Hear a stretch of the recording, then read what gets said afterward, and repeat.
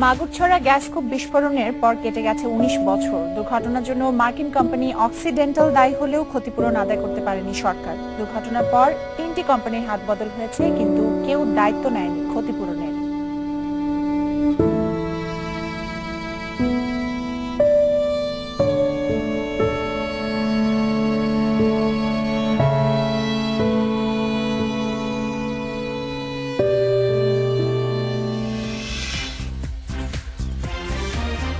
এক ঘন্টা আপনাদের সঙ্গে আছে আমি খালেদ মহিউদ্দিন। সবশেষে খবর, আলোচনা বিশ্লেষণ নিয়ে থাকছি আমি কাজী মোহনা। আর খেলার আনন্দ হতাশার খবর নিয়ে থাকছি আমি অনুপম দে।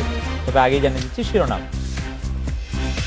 সৈয়দ আশরাফের বক্তব্যে ক্ষুব্ধ জাসদ, সাধারণ সম্পাদকের অভিযোগ ব্যক্তিগত, বলছেন আওয়ামী লীগ নেতারা।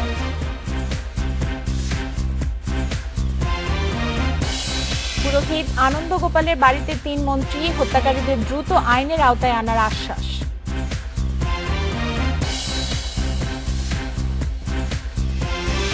ইউরোতে রাতে মাঠে নামছে ক্রিস্টিয়ানোর পর্তুগাল, প্রতিপক্ষ প্রথমবার অংশ নেয়া আইসল্যান্ড।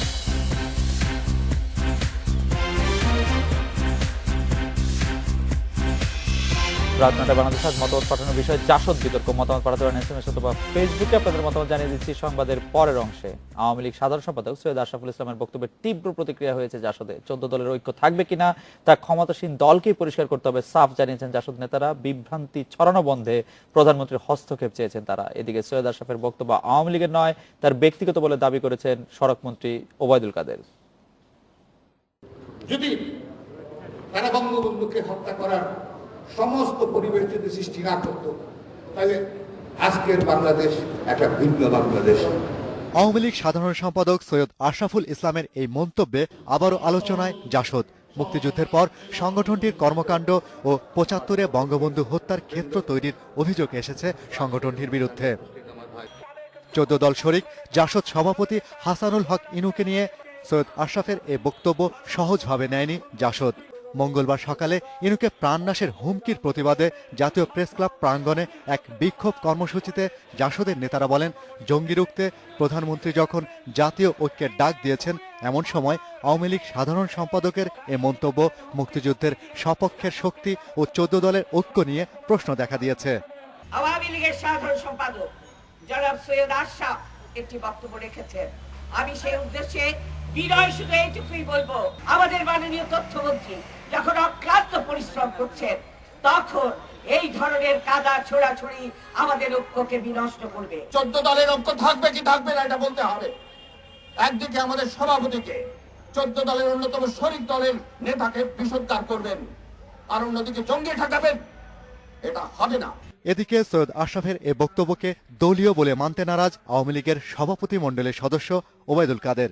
এ মন্তব্যে ১৪ দলের ঐক্যে প্রভাব পড়বে না বলে দাবি করেছেন তিনি। এ ধরনের কোনো সিদ্ধান্ত সরকারিভাবেও হয়নি, দলীয়ভাবেও হয়নি। কাজেই এটা যেহেতু আমাদের দলের বা সরকারের কোনো সিদ্ধান্ত নেই, সে কারণে আমি এটাকে এখানেই রাখতে চাই। Shahriar Anirban, independent News, Dhaka.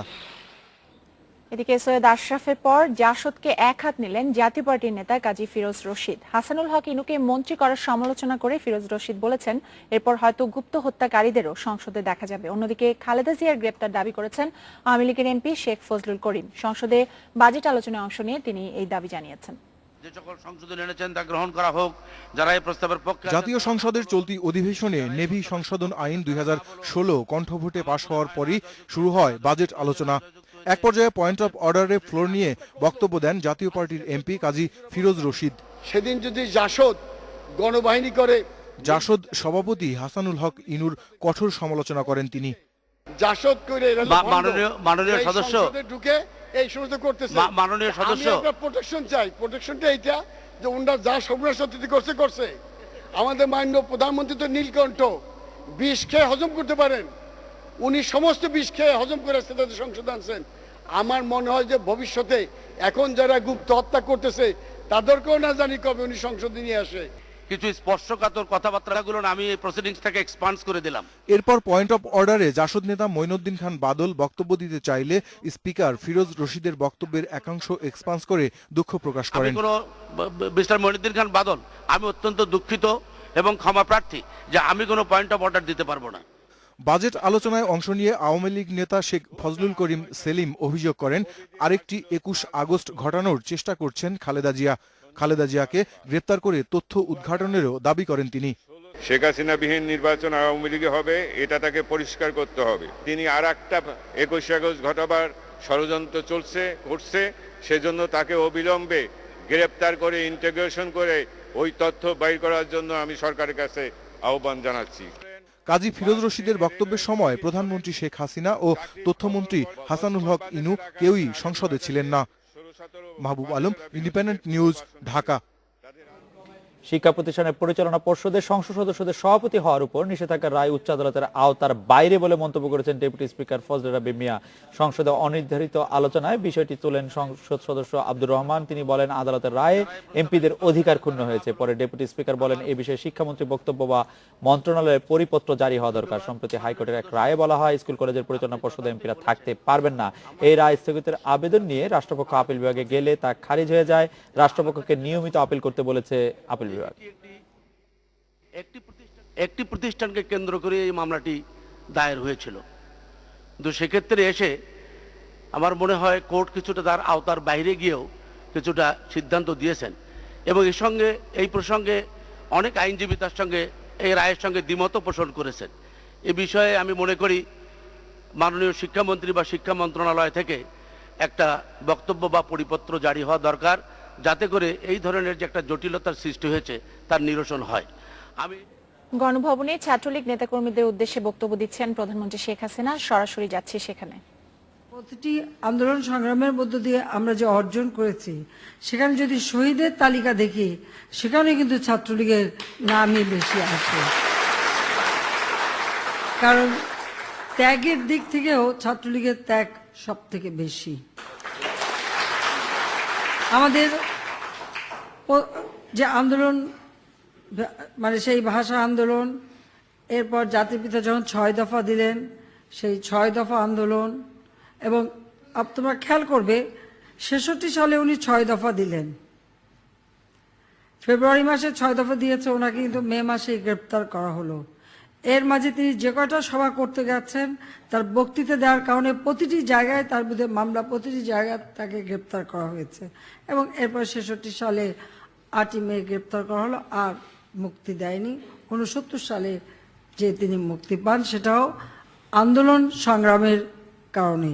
সমগ্র বাংলাদেশের জনগণ আর বিশেষ করে ছাত্র সমাজ, ঢাকা বিশ্ববিদ্যালয়কে ঘিরে ছাত্র সংগ্রাম পরিষদ গড়ে তোলা এবং সেই আন্দোলন সংগ্রামের মধ্য দিয়েই কিন্তু আইয়ুব সরকার বাধ্য হয়েছিল। ঝিনাইদহে নিহত পুরোহিত আনন্দ গোপাল গাঙ্গুলি বাড়িতে গেলেন স্বাস্থ্যমন্ত্রী, তথ্যমন্ত্রী এবং বিমানমন্ত্রী। সদর উপজেলার কোরাতিপাড়া গ্রামে গিয়ে নিহতের পরিবারকে সমবেদনা জানান তারা। খুনি যেই হোক, দ্রুত আইনের আওতায় আনার আশ্বাস দেন মন্ত্রীরা। পরে এক শান্তি সমাবেশে যোগ দিয়েছেন তারা। ৭ জুন নলডাঙ্গার সিদ্ধেশ্বরী মন্দিরে যাওয়ার পথে মহিষাডাঙ্গা এলাকায় ধারালো অস্ত্রে জখম করে হত্যা করা হয় পুরোহিত আনন্দগোপাল গাঙ্গুলিকে। এ ঘটনার ৭ দিন পর তার কোরাতিপাড়ার বাড়িতে গেলেন সরকারের ৩ মন্ত্রী। এ সময় পরিবারটির বর্তমান অবস্থার কথা তাদের জানান নিহতের স্ত্রী। পুজো করিয়ে করে এই পর্যন্ত তিনি আইয়েছেন, এরপরে যে কিনার এইভাবে হত্যা হবে এ তো আমি জানতে পারিনি। তা আমি এর বিচার চাই আপনাদের কাছে। প্রধানমন্ত্রী শেখ হাসিনার বিশেষ নির্দেশেই সমবেদনা জানাতে এসেছেন বলে জানান তারা। এ সময় আনন্দগোপাল হত্যার সুষ্ঠু বিচারের আশ্বাস দেন স্বাস্থ্যমন্ত্রী। পরে করাতিপাড়া স্কুল মাঠে শান্তি সমাবেশে যোগ দেন ৩ মন্ত্রী। এই গুপ্ত হত্যা মধ্য দিয়ে সাধারণ নাগরিকের গায়ে হাত দিয়েছেন। আপনি আমাকে মারেন, নাসিম ভাইকে মারেন, সরকারের উপর আক্রমণ করেন, সাধারণ মানুষের গায়ে হাত দিলেন কেন? যারা এখানে চাকরি করবেন, খুনিদের গ্রেফতার করতে হবে, এর কোনো বিকল্প নাই। এর কোনো বিকল্প হতে পারে না, খুঁজে বের করতে হবে। এর আগে ঝিনাইদহের কালুহাটিতে খ্রিস্টান হোমিও চিকিৎসক সমীর উদ্দিন এবং খরাশনিতে হত্যা করা হয় শিয়া মতাদর্শে বিশ্বাসী আব্দুর রাজ্জাককে। Independent News desk. পুলিশ কর্মকর্তা বাবুল আক্তারের হাতে আটক জেএমবি সদস্য ফুয়াদকে 5 দিনের রিমান্ড দিয়েছেন আদালত। দুপুরে চট্টগ্রাম মেট্রোপলিটন ম্যাজিস্ট্রেট হারুনুর রশিদ শুনানি শেষে ফুয়াদের রিমান্ড মঞ্জুর করেছেন। সম্প্রতি ফুয়াদের লেখা একটি চিরকুটও উদ্ধার করেছে পুলিশ। এতে বাবুল আক্তার সহ বেশ কয়েকজন পুলিশ কর্মকর্তাকে হত্যার হুমকি দেওয়া হয়েছে। পুলিশ জানিয়েছে, গত বছর চট্টগ্রামের বাকলিয়ায় একজনকে হত্যায় জড়িত অভিযোগে তাকে গ্রেপ্তার করা হয়। এ বিষয়ে জিজ্ঞাসাবাদের জন্য ফুয়াদকে 5 দিনের রিমান্ডে নেওয়া হয়েছে। পাশাপাশি বাবুল আক্তারের স্ত্রী মিতুকে হত্যার বিষয়ে তাকে জিজ্ঞাসাবাদ করা হবে। একটা জেলখানা থেকে একটা চিরকুট পাঠাইছিল বিভিন্ন তার সহযোগীদের কাছে, এবং এটা সেই জেএমবি পাঠাইছে কিনা এটা তদন্তে আরো বিস্তারিত হয়তো উদ্ঘাটিত হবে আর কি। একটা বিরতি নিচ্ছি।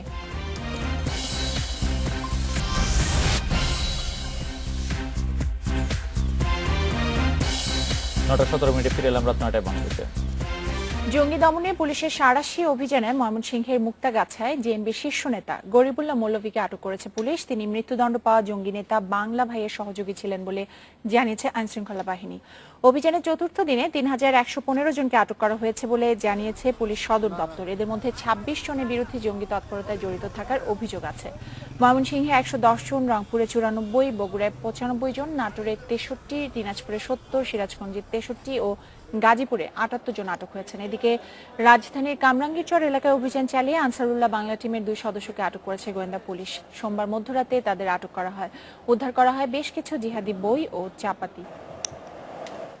সন্ত্রাস ছড়িয়ে জঙ্গিবাদের উত্থান ঘটিয়ে সরকার দেশ অস্থিতিশীল করতে চায় বলে অভিযোগ করেছেন বিএনপি চেয়ারপারসন বেগম খালেদা জিয়া। বিকেলে রাজধানী বসুন্ধরায় ইফতার পরবর্তী এক বক্তব্যে তিনি অভিযোগ করেন, সাঁড়াশি অভিযান লোক দেখানো দাবি করে বেগম জিয়া বলেন, সরকার দেশকে কারাগারে পরিণত করেছে। তিনি বলেন, টার্গেট কিলিং করা মূল আসামিদের বিদেশে পাঠিয়ে দিয়ে দায় চাপানো হচ্ছে বিএনপির উপর। পুলিশের চলমান অভিযানে বিএনপির 2 সহস্রাধিক নেতাকর্মীকে গ্রেপ্তার করা হয়েছে বলে দাবি করেন দলের চেয়ারপারসন। গুম হত্যা বন্ধ করে দেশে শান্তি ফিরিয়ে আনতে সবাইকে ঐক্যবদ্ধভাবে কাজ করার আহ্বান জানান তিনি। এখন একদিকে চলছে গণহারে এই চাঁদাবাজি, তারা এখন গণগ্রেফতার, মানে এখানে পয়সা দিয়ে টাকা লেনদেন করে আবার ছাড়া হয়। খেলাধুলার খবর জানাতে অনুপম আছেন আমাদের সঙ্গে। এখন তো ইউরো চলছে, কোপা আমেরিকাও চলছে, যদিও ব্রাজিল বাদ পড়েছে, এই জন্য খেলা দেখতে তেমন একটা আগ্রহ হচ্ছে না।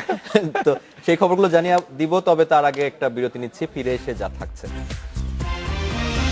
কোপা আমেরিকায় সকালে আর্জেন্টিনার প্রতিপক্ষ বলিভিয়া, বিশ্রামে থাকতে পারেন লিওনেল মেসি।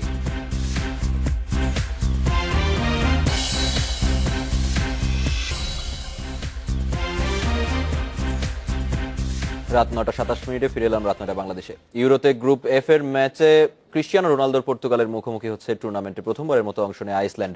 ম্যাচ শুরু বাংলাদেশ সময় রাত 1টায়। এর আগে রাত 10টায় অস্ট্রিয়ার বিপক্ষে নামবে হাঙ্গেরি। ক্লাব ফুটবলে সবকিছু জয় করলেও আন্তর্জাতিক অঙ্গনে ক্রিস্টিয়ানোর সাফল্যের ভান্ডার শূন্য। এবারের ইউরোতে তাই জাতীয় দলের জার্সিতে এই অপূর্ণতা পূরণের আরেকটি সুযোগ পাচ্ছেন এই পর্তুগিজ মহাতারকা। গেল আসরের সেমিফাইনালিস্টদের প্রথম প্রতিপক্ষ আইসল্যান্ড। প্রায় অপরিচিত দলের বিপক্ষে শুরুতেই কোনো ভুল করতে চায় না CR7 এর দল। এবারের আসরে আগের ম্যাচগুলো আমরা দেখেছি, এখানে কাউকেই নিশ্চিত ফেভারিট বলা যায় না, তাই আমরা কঠিন পরিশ্রম করছি। জয় দিয়েই আমরা টুর্নামেন্ট শুরু করতে চাই। অন্যদিকে প্রথমবারের মতো ইউরো খেলছে আইসল্যান্ড। নির্ভীক ফুটবল উপহার দিয়ে গ্রুপ পর্ব পেরোবে দল, এমন প্রতিজ্ঞা নিয়ে মাঠে নামছে লার্স লেজারব্যাকের শিষ্যরা। ফুটবলে সবসময় ভালো করার সুযোগ থাকে। আমরা একটি ভালো দল নিয়ে এই টুর্নামেন্টে এসেছি। পর্তুগালকে নিয়ে আমরা চিন্তিত নই। আমরা ভাবছি ম্যাচটা কিভাবে নিজেদের করে নেওয়া যায় তা নিয়ে। ইউরোপকে আমরা দেখাতে চাই আমরা কি করতে পারি। ফুটবলের জাদুকর লিও মেসি ওদিকে কোপা আমেরিকায় নিজের ম্যাজিক দেখাচ্ছেন, এদিকে ইউরোতে রোনালদো ভক্তরাও অপেক্ষায় আছেন তার কারিশমার। আইসল্যান্ডের বিপক্ষে রোনালদো শো দেখার অপেক্ষায় তাই পুরো ফুটবল বিশ্ব। তৌফিক ইমদাদ, ইন্ডিপেন্ডেন্ট নিউজ। কোপা আমেরিকায় ডি গ্রুপে কাল দুটি দুই ম্যাচ জিতে কোয়ার্টার নিশ্চিত করা আর্জেন্টিনার সামনে বলিভিয়া। কোচ জেরার্দো মার্তিনো এই ম্যাচে বেঞ্চের খেলোয়াড়দের পরখ করে দেখার সুযোগ পাচ্ছেন। শেষ 8 নিশ্চিত হয়ে যাওয়ায় লিওনেল মেসিকে এই ম্যাচে বিশ্রাম দিতে পারেন কোচ। এদিকে কোয়ার্টার নিশ্চিতে মাস্ট উইন ম্যাচে পানামার মুখোমুখি হবে বেঞ্চের খেলোয়াড়দের পরখ করে দেখার সুযোগ পাচ্ছেন। শেষ 8 নিশ্চিত হয়ে যাওয়ায় লিওনেল মেসিকে এই ম্যাচে বিশ্রাম দিতে পারেন কোচ। এদিকে কোয়ার্টার নিশ্চিতে মাস্ট উইন ম্যাচে পানামার মুখোমুখি হবে চ্যাম্পিয়ন চিলি। নির্ভর আলবিসেলেস্তারা দুই ম্যাচ জিতে কোয়ার্টার ফাইনাল নিশ্চিত মেসি আগুয়েরোদের। তাই বলে এখনো কোনো ম্যাচ না জেতা বলিভিয়াকে কোনো ছাড় দিতে নারাজ আর্জেন্টিনা। 3 ম্যাচ জিতে কোয়ার্টারের ড্রেস রিহার্সেল সেরে নিতে চাইবেন জেরার্দো মার্তিনো। কোয়ার্টার নিশ্চিত হওয়ায় এই ম্যাচে বেঞ্চের খেলোয়াড়দের বাজিয়ে দেখার সুযোগ পাচ্ছেন কোচ। পুরো ফিট না হলেও আগের ম্যাচে খেলেছে লিওনেল মেসি। তার হ্যাট্রিকে বড় জয় পেয়েছে দল। অ্যাঙ্গেল ডি মারিও শতভাগ ফিট নন। সুযোগ তাই উন্মুক্ত হচ্ছে লাভিজি পাস্তোরে গুজম্যানদের। চিলির বিপক্ষে ম্যাচে ডিফেন্সে চির ধরেছিল, জমাট রক্ষণে তাই মনোযোগ বাড়াতে হবে মাস্টেরানো রোহাদের। মেসি খেলতে যাচ্ছে, তার বর্তমান যে অবস্থা, কোচ হিসেবে এই সিদ্ধান্ত নেওয়া আমার জন্য কঠিন, তবে নিতান্ত প্রয়োজনে যে কোনো সিদ্ধান্ত নেব আমরা। চিলির জন্য ডু অর ডাই ম্যাচ। পানামাকে হারালে কোয়ার্টার ফাইনাল, তবে ড্র করলেও চলবে। দুই দলের পয়েন্ট সমান হলেও গোল ব্যবধানে এগিয়ে থাকছে ডিফেন্ডিং চ্যাম্পিয়নরা। তবে কোচে চাওয়া পূর্ণ 3 পয়েন্ট নিয়েই কোয়ার্টার নিশ্চিত করা। প্রথমত আমরা জিততে চাই, আমাদের সামনে জয়ের বিকল্প নেই। আমি জানি খেলোয়াড়দের সে সামর্থ্য আছে এবং আমরা জয়ের জন্য সব অস্ত্রই ব্যবহার করব। বলিভিয়ার বিপক্ষে অতিরিক্ত সময়ের বিতর্কিত গোলে জয় নিশ্চিত হয় চিলির। এই ম্যাচে বিতর্ক ছাড়াই জিততে চায় সানচেজ ভিদালরা। Saiful Majumder, Independent News. Dhaka premier ক্রিকেটে সুপার লিগে প্রথম রাউন্ডে আবাহনী প্রাইম দোলেশ্বরের অসমাপ্ত ম্যাচের সমাধান হয়নি। এর মধ্যে কাল মাঠে গড়াচ্ছে দ্বিতীয় রাউন্ডে আবাহনী মোহামেডানের হাই ভোল্টেজ ম্যাচ। এদিন ম্যাচ আছে আরো 2টা। মিরপুরে প্রাইম ব্যাংকের প্রতিপক্ষ প্রাইম দোলেশ্বর, ফতুল্লায় মুখোমুখি হবে ভিক্টোরিয়া ও লেজেন্ডস অফ রূপগঞ্জ।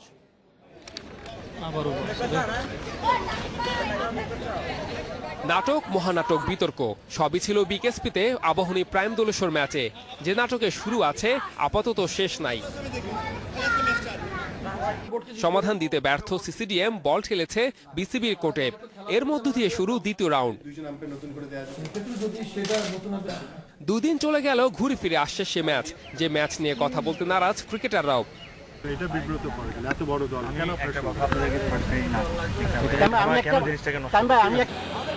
সব ভুলে আবাহনীর ভাবনায় মোহামেডান চ্যালেঞ্জ। গ্রুপ পর্বে 2 দলের দেখা হেরেছে আবাহনী। এবারে লক্ষ্য ঘুরে দাঁড়ানোর। চ্যাম্পিয়নশিপ রেসে থাকতে হলে দুটো টিমেরই মাস্ট উইন গেম। সো আমরা আমাদের তরফ থেকে পুরোপুরি চেষ্টা করব যে আমরা যেভাবে করে লাস্ট 4টা-5টা ম্যাচ খেলেছি, আমরা একটা ভালো রিদম আছে, ওই রিদমটা ধরে রাখার। সুপার লিগে মোহামেডানের শুরু হার দিয়ে। রূপগঞ্জের বিপক্ষে সেই মোহামেডানকে খুঁজে পাওয়া যায়নি। আবাহনী বলে সাহস পাচ্ছে মুশফিকের দল। মোহামেডান শিবিরে মুস্তাফিজকে দেখা গেলেও তাকে পেতে অপেক্ষায় থাকতে হচ্ছে। গত যদি 3-4 বছর আপনারা দেখেন যে মডার্ন আবাহনী ম্যাচ কখনোই এরকম হয়নি যে আম্পায়ার নিয়ে কোনো সমস্যা। আমার কাছে মনে হয় না যে আম্পায়ার নিয়ে কোনো সমস্যা হবে, বিকজ মডার্ন একটা বড় টিম। সুপার লিগ জয় দিয়ে শুরু করেছে শিরোপার অন্যতম দাবিদার ভিক্টোরিয়া। রূপগঞ্জের বিপক্ষে জিতলে টেবিলের চূড়ায় থাকা পাকাপোক্ত হবে। আমাদের প্ল্যান এটাই থাকে যে আমরা নিজের কাজগুলো নিজের ঠিকমতো করতে পারি মাঠের ভিতরে, তাহলে যে কোনো টিমের এগেইনস্টে আমরা ভালো করব। Saiful Majumder, Independent News, Dhaka. খেলাধুলার খবরে এই ছিল আমার কাছে। আরো কিছু খবর জানাচ্ছেন খালেদ এবং মোহর। অনুপম, আপনাকে ধন্যবাদ। রমজানের শুরু থেকেই দিনভর তীব্র যানজটে স্থবির থাকছে রাজধানী। মঙ্গলবারেও ঢাকার চিত্র ছিল একই রকম। অফিস ছুটির পর প্রায় অচল হয়ে পড়ে বেশিরভাগ রাস্তায়। এই অবস্থা চলে ইফতার পর্যন্ত। নগরবাসীর অভিযোগ, ট্রাফিক অবস্থাপনা ছাড়াও বৃষ্টি বাড়িয়েছে জনদুর্ভোগ। বিজয় সরণি, মহাখালী, তেজগাঁও, মগবাজার সহ বিভিন্ন এলাকায় ঘন্টার পর ঘন্টা গাড়িতেই থাকতে হয়েছে ঘরমুখী মানুষকে। হেঁটে গন্তব্য যেতেও বাধ্য হন অনেকে।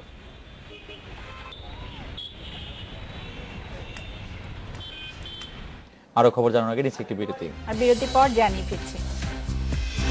নৈশ ক্লাবে গুলি চালানো অভিযুক্ত ওমর মতিন নিজেও ছিলেন সমকামী, দাবি সাবেক স্ত্রীর।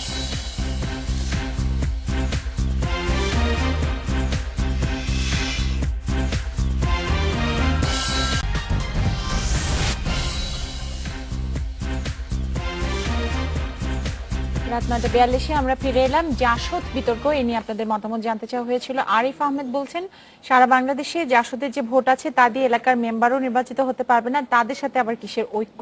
কামরুল হাসান বলছেন, রাজনীতিটা দেশের ও জনগণের জন্য করা উচিত, নিজেদের স্বার্থ হাসিলের জন্য নয়। সাবির হোসেন বলছেন, তিনি সত্য কথাই বলেছেন, জাসদের রাজনীতি নিষিদ্ধ করা উচিত। আর শৈশব আহমেদ বলছেন, জাসদ বিতর্কের সমাধান সরকার নিজেই করবেন, তবে শুধুমাত্র সুবিধা ভোগ করার জন্য রাজনীতি নয়।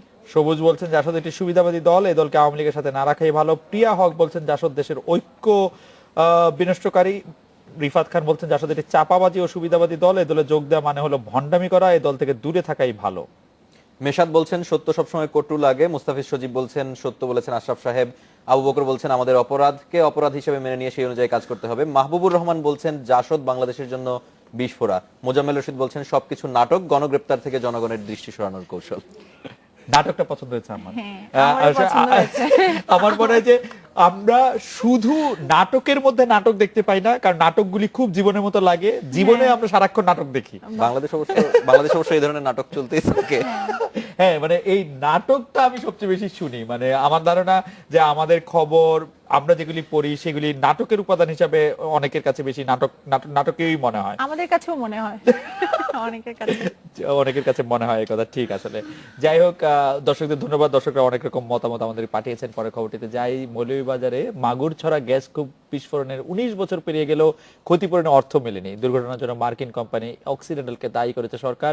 দুর্ঘটনার পর 3টি কোম্পানি হাত বদল হয়েছে, কিন্তু অক্সিডেন্টালের কাছ থেকে ক্ষতিপূরণ আদায়ে তেমন কোনো অগ্রগতি নেই।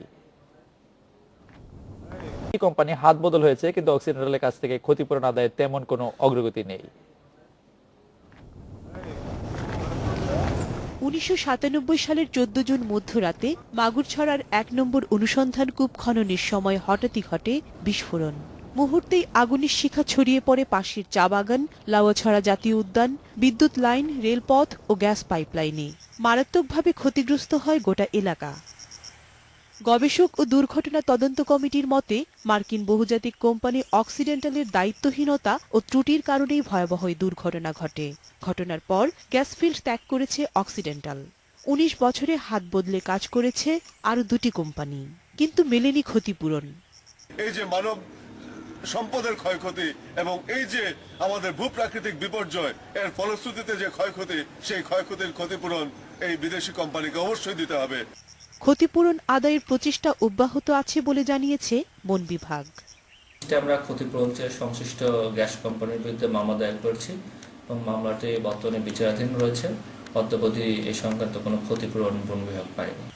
বন ও প্রাকৃতিক পরিবেশের অপূরণীয় ক্ষতি আর্থিক ক্ষতিপূরণে সম্ভব নয়। অন্তত মানুষের বাস্তব ভিটার ক্ষতিপূরণের জন্য হলেও বিদেশি কোম্পানিটির উপর চাপ প্রয়োগের দাবি জানিয়েছে এলাকাবাসী। Independent News desk. অরল্যান্ডোর সমকামী নৈশ ক্লাবে গুলি চালিয়ে 49 জনকে হত্যায় অভিযুক্ত ওমর মতিন নিজেও সমকামী ছিলেন বলে দাবি করেছেন তার সাবেক স্ত্রী। হামলার পর জঙ্গি গোষ্ঠী আইএস ওমরকে নিজেদের অনুসারী হিসেবে উল্লেখ করে বিবৃতি দিয়েছেন। আফগান বংশোদ্ভূত ওমর মতিনের গুলিতে শনিবার মধ্যরাতে প্রাণ হারান অরল্যান্ডোর পালস নাইট ক্লাবের 49 জন। আহত অর্ধশত এখনও আছেন হাসপাতালে। এই ঘটনার পর ওমর মতিনের জীবনযাপন নিয়ে চলছে অনুসন্ধান। বেরিয়ে এসেছে জঙ্গি গোষ্ঠী আইএসের প্রতি তার আনুগত্যের তথ্য। এমনকি আইএসের পক্ষ থেকেও হামলার দায় স্বীকার করা হয়েছে। তবে স্কুল জীবনের বন্ধুরা বলছেন, স্কুলে পড়ার সময়ই ওমরের বেশ কয়েকজন সমকামী বন্ধু ছিল। এমনকি বিভিন্ন সময় তিনি ছেলে বন্ধুদের ডেট করার প্রস্তাবও দিয়েছেন। 2009 সালে ওমর বিয়ে করেন অনলাইনে পরিচিত হওয়া সিতোরা ইউসুফিকে। সিতোরাও দাবি করেছেন ওমর ছিল সমকামী। বিষয়টি তার পরিবার অনেক আগে থেকেই জানত, আর এই কারণে 2 বছরের মধ্যে সিতোরার সঙ্গে ঘটে বিবাহ বিচ্ছেদ। আমাদের বিয়ের কিছুদিনের মধ্যেই ওর অস্বাভাবিকতা টের পাই। হুট করেই উন্মাদ হয়ে যেত, আমার গায়ে হাতও তুলতে শুরু করে। আমাকে পরিবারের সাথে কথা বলতে দিত না। ও ছিল মানসিকভাবে অসুস্থ। ওমর মতিন এক দ্বৈত জীবনের মধ্যে ছিলেন বলে দাবি করেছেন তার সাবেক স্ত্রী। ছেলে বন্ধু খোঁজার জন্য তিনি ব্যবহার করতেন গ্রাইন্ডারের মতো অ্যাপ। অরল্যান্ডোর যে নৈশ ক্লাবে হামলা হয়েছে, সেখানকার অনেক সদস্য ওমরকে নিয়মিত ক্লাবে দেখতে পাওয়ার কথা জানিয়েছেন। পালস ক্লাবে আমি তাকে বেশ কয়েকবার দেখেছি। ক্লাবের নিরাপত্তা কর্মীরাও তাকে চিনত। তারা জানিয়েছেন প্রায় 2 বছর ধরে ক্লাবের নিয়মিত অতিথি ছিল ওমর। তবে ও ক্লাবের সদস্য ছিল না। পরে হামলাকারী হিসেবে ওর ছবি দেখে সত্যি অবাক হয়েছি। এটা সত্যি দুঃখজনক। তবে ছেলে সমকামী ছিল এমন দাবি মানছেন না ওমরের বাবা সিদ্দিক মতিন। ক্যালিফোর্নিয়া থেকে সম্প্রচারিত আফগান ভাষী একটি টেলিভিশনের অনুষ্ঠান সঞ্চালক সিদ্দিক মতিন বলেছেন, ছেলের কাণ্ডে তিনি হতভম্ব। সারওয়ার জামান, ইন্ডিপেন্ডেন্ট নিউজ। এই ঘটনাটা নতুন নতুন মোড় নিচ্ছে। ওমর মতিনের বিষয়টা এখন আবার নতুন করে অভিযোগ আসছে যে তিনি নিজেও সমকামী ছিলেন এবং গত 3 বছর ধরে তিনি পালস যে নাইট ক্লাবটা, যেটা সমকামীদের, যেখানে তিনি হামলা করেছেন, 3 বছর ধরে তিনি সেখানে যাচ্ছেন রেগুলার, এরকম একটা কথা আমরা।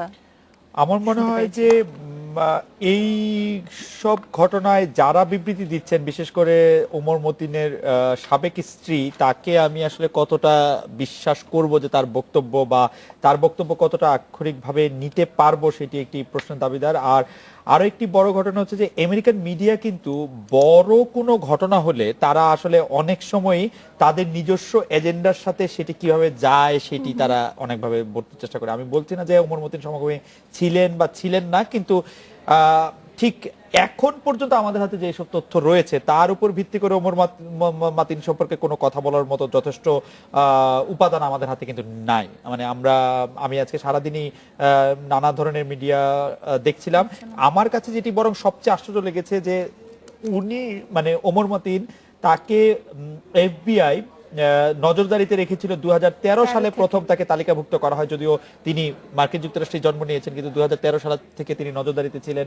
অন্তত 2 বার তাকে বিভিন্ন ধরনের পরীক্ষা নিরীক্ষা তাকে করা হয়েছে, জিজ্ঞাসাবাদ করা হয়েছে, সেটি বলা হয়েছে। তার বাবা আফগানিস্তানে প্রচারিত একটি টেলিভিশনে, যেটি আবার আপলিঙ্ক হয় হচ্ছে যুক্তরাষ্ট্র থেকে, সেখানে নিয়মিত কথাবার্তা বলেন এবং কিছু জায়গায় আপনি বলছিলেন, আমাদের এডিটরও বলছিলেন যে কিছু জায়গায় তাকে মনে হয়েছে যে তিনি তালিবানদের প্রতিও সমব্যথী। তো এইরকম একজন লোককে কিরকম নজরদারিতে রাখা হলো যে তিনি এই ঘটনা ঘটানোর মাত্র 2 দিন আগে দুটো বন্দুক কিনতে পারলেন, যেটি আমাকে আসলে সবসময় খুবই বিস্মিত করে। এবং আরেকটি বিষয় যে মহুয়া, আপনি নিশ্চয়ই জানেন যে 911 কল করা হয়েছিল, ওদের যে জরুরি সেইটি কল করা হয়েছিল রাত 2টায় এবং ঘটনাটি সমাপ্তি ঘটে রাত 5টায়, মানে 3 ঘন্টার রিঅ্যাকশন টাইম। অরল্যান্ডো, যেটি আসলে খুব মানে রিমোট জায়গা, সেটি না, আপনারা মানে আপনি জানেন যে সেটি ফ্লোরিডার একদম রাজধানী, যাতায়াত ব্যবস্থার ক্ষেত্রে সেটি অনেক। বিবিসিতে আজকে আরেকটি সংবাদ পড়ছিলাম, ওখানে একজন ভিকটিম যিনি মারা গেছেন, তিনি তার মাকে সেখান থেকে SMS পাঠিয়েছিলেন রাতের বেলা এবং মাকে জানাচ্ছিলেন কি ঘটছিল। মনে হয় 10 থেকে 12টা SMS আসছিল, বাথরুমে লুকিয়েছিলেন তিনি এবং তিনি মাকে অনুরোধ জানাচ্ছিলেন যে 911 ফোন দেওয়ার জন্য। তিনি জানিয়েছিলেন, কিন্তু তারপরও প্রায় ঘন্টা 2-1 পরে মনে হয় পরবর্তীতে বাথরুমে সেই ওমর মতিন নিজেই বাথরুমে এসে তাদেরকে হোস্টেজ করে নেয়, এরকম একটা ঘন্টা 3 মানে আপনি যদি আরো দেখেন, আমি আরেকটা সাক্ষাৎকার দেখছিলাম, সেটি বোধহয় আল জাজিরায়, যে একজন ভিকটিমের একজন বন্ধু, উনি বলছেন যে তার যে বন্ধু যিনি আক্রান্ত হয়েছেন, তিনি আসলে 42nd পারসন যাকে আক্রান্ত করা হয়েছে, মানে এদেরকে কোনো বোমা মেরে উড়ানো হয়নি, গুলি করে করে 50 জন। আরেকটা বিষয় মনে রাখতে হবে যে এই ঘটনা ঘটার টাইমিংটা এবং ঘটনা ঘটার সাথে সাথে যে রাজনৈতিক রিঅ্যাকশনটা এসেছে আমেরিকায়, বিশেষ করে ট্রাম্প, হিলারি, ওবামা, এই বিষয়টা কিন্তু একটু কারণ মানে আপনি বলছেন আপনার কাছে কোনো তথ্য নেই, আমরা দেখছি FBI এর কাছে কোনো তথ্য নেই, কারো কাছে কোনো তথ্য নেই, কিন্তু ওবামার কাছে তথ্য আছে যে তিনি IS এর সাথে সংশ্লিষ্ট না। মানে সেটি নিশ্চয়ই সবাই ভেবে দেখবে এবং ইতিহাসই সেটি আসলে বিবেচনা করবে। রাত 9টা বাংলাদেশ এখানে শেষ করছি। আজকে রাত 9টা বাংলাদেশ শেষ করব ওভারবোর্ডের সাহায্যে শূন্যে ভেসে থাকার কিছু ছবি দেখিয়ে। তার আগে আমরা বিদায় নিচ্ছি। সবাই ভালো থাকবেন, শুভরাত্রি।